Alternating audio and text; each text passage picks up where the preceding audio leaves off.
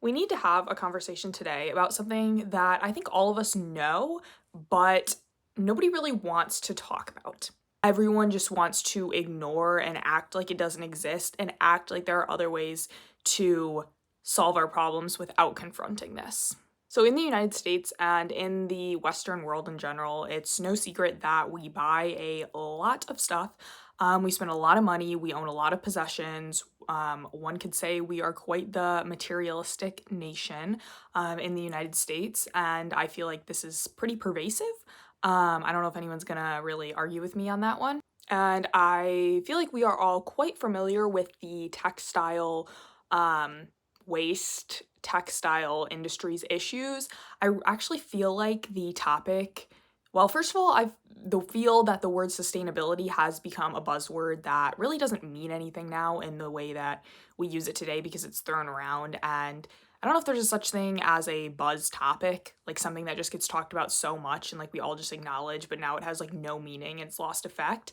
But if there is, that's exactly how I feel about sustainability in the fashion industry. Like it's something that we know about and it's been talked about so much that I feel like it's lost all meaning, in my opinion. And we've lost the ability to critically engage with it. And I feel like it's just kind of similar to the climate crisis. Our issue of overconsumption in clothing is just something like it's an issue we all know that's there, but it's like how do we even solve it? And that leads people to just dismiss it because we can't figure out how to solve it.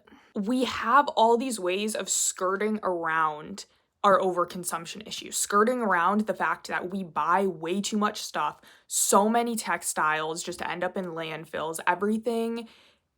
There's just too much, and we buy too much, and we only perpetuate the problem. And I feel like we have this cognitive dissonance because we don't want to confront the fact that we are part of the problem. I mean, did us as individuals, did I create the problem? Did you create the problem? No, but we have a problem here, and yeah, it's a systemic issue, but we all are a part of it for better or for worse. I watched a video essay the other day, and I will again put a picture of it here, link it in the bio, but it was about the anti-polyester trend that is apparently happening on TikTok right now, on the internet right now. I personally hadn't heard about it before I watched this video, but I mean, I thought it was interesting, but I also was not surprised. Like it was pretty much exactly what I would have anticipated. So essentially, to summarize it, people are anti-polyester, and the new trend and the new lifestyle thing, the new symbol of status is having clothing that's made of cotton or silk, of organic materials, of non-plastics, like non-plastic lifestyle, all this stuff, being like crunchy and organic. And that's like a status symbol, and something that people are apparently aspiring to right now is to just avoid polyester, which is not inherently bad. Like, I do agree with that. Like, do we need to have every single piece made out of cheap polyester? No. However, yeah, if you engage with this on a surface level, you can make a blanket statement that this is a trend for sustainability, that this is a trend that's helping our environment, but it really isn't. And if you think it is, then I think you're lying to yourself.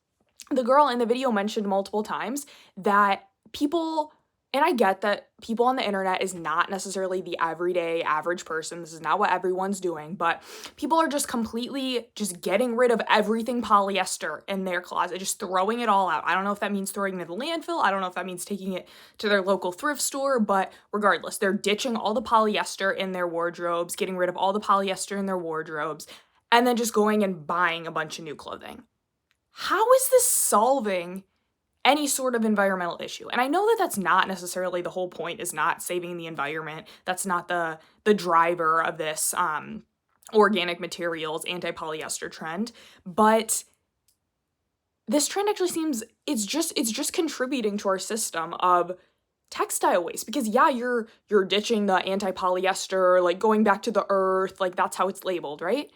All you're doing is just going and buying more stuff. That's just further contributing to the issue. So what, you throw out all the polyester in your closet? Like, what good does that do for sustainability at all? Because then you're just going and buying more stuff. All you're doing is contributing to more waste. How is that even remotely helping our environment, even if the stuff you're buying is now organic material. Like, that doesn't change the fact that you're just getting rid of a ton of stuff when it's perfectly good polyester clothing, or activewear specifically was what people were talking about. And that is so contrary to the idea of sustainability in fashion. I don't know if this is people not caring or if this is people lying to themselves, but all this is just another trend, another wave of consumerism, another way to get people to buy things.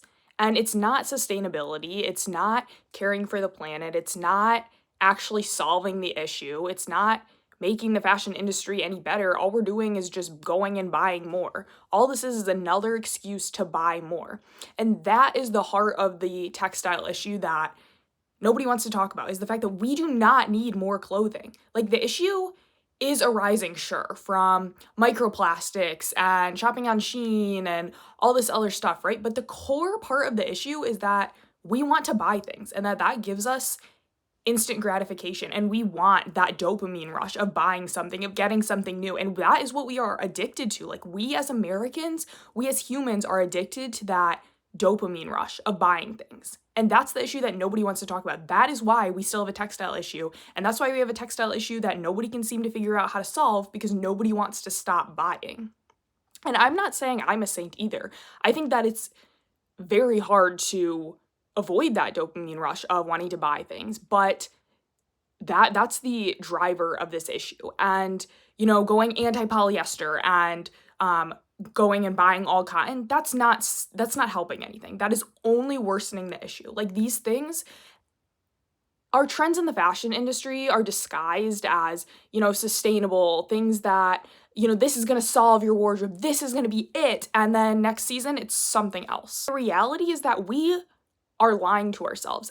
Every season, every year, every time you go out and redo your wardrobe or adopt a new aesthetic and you need to buy a whole new closet to go with it, we are lying to ourselves and saying, I need this new closet. Like, in order to be who I want to be, I need to buy this. I buy, therefore I am, right? Do you really need another pair of jeans? You have like 30 pairs of jeans in your closet. No, you don't. And we're just lying to ourselves and having this cognitive dissonance from the fact that we don't need more clothing. Like, sure, yeah, there are people who do need clothing, who are in need. But, for someone with the financial means and with the material possessions already, you do not need more.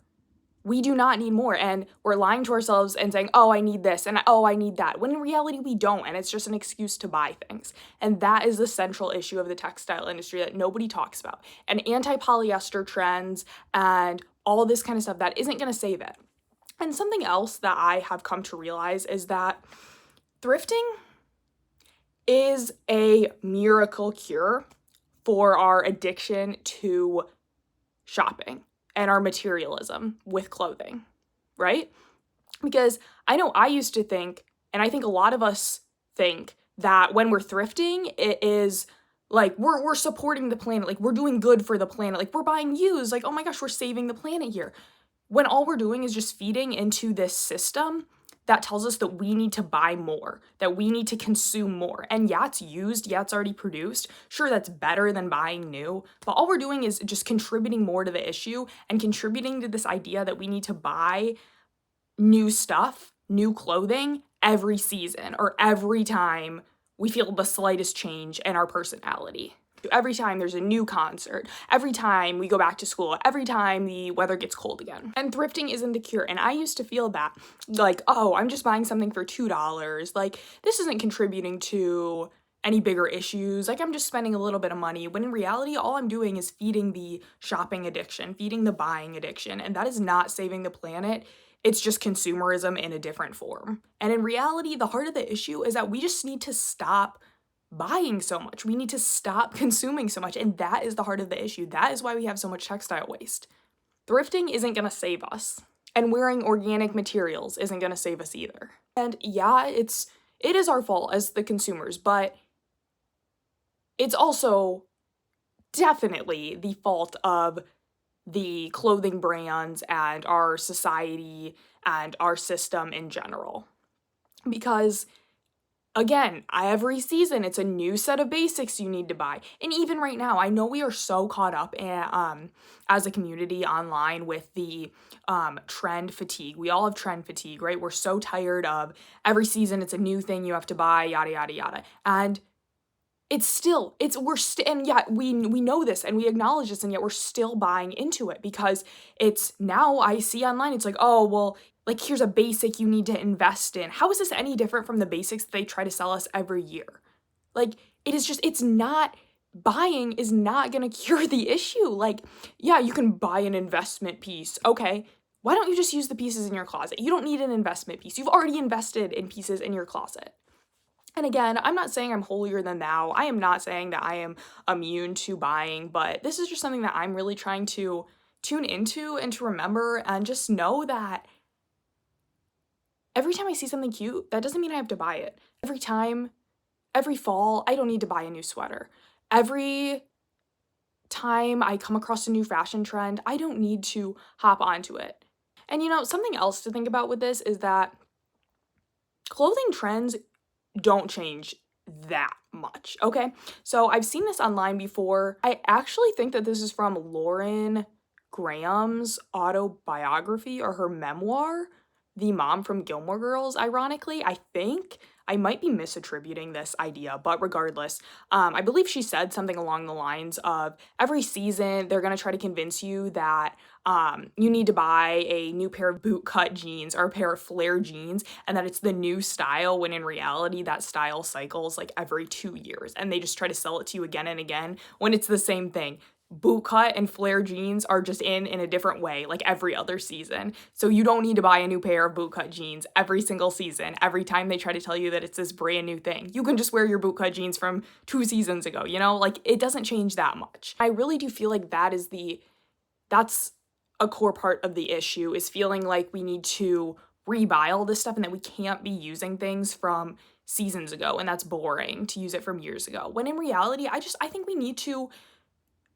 need more cool girls and more influencers and more people who have social status online to talk about reusing clothing and re-wearing clothing. Like, there are shirts that I bought 5 years ago that are still cute, and I feel like we need more people who talk about that and talk about the fact that something can be cute 5 years ago and it can still be cute now, and you can still wear it, and you don't have to go buy something else just because it's a new year or it's a new season. Like, we can reuse. And another buzzword is the phrase reduce, reuse, recycle. But in reality, we can reuse our clothing. Like, yeah, it is true. We can reuse our clothing. And it doesn't have to be a new thing every season. It doesn't have to be a brand new wardrobe every season. And in our society, we're just so accustomed to the idea of new, more. And our society is anti-sustainability, frankly. And I know that we as consumers can't do everything. We as individuals can't solve all the world's issues just magically by reusing a shirt. But, it does take mass action. And, when some people adopt it, hopefully others will too. And just like the idea of not needing to buy more.